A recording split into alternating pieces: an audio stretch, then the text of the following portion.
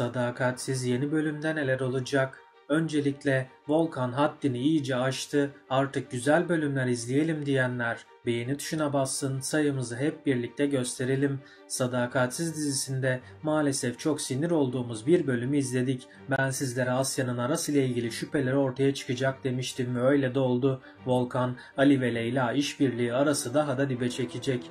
Asya ise Aras'tan bu bölümlerde biraz uzaklaşacak. Aras ise kendisini kanıtlamaya çalışacak fakat bir süre başarısız olacak. Fakat tabii ki en sonunda Aras kendisini kanıtlayacak, evet, ama bunun bir süre alacağını da belirtelim. Asya Aras'a inanana kadar ondan iyice uzaklaşacak.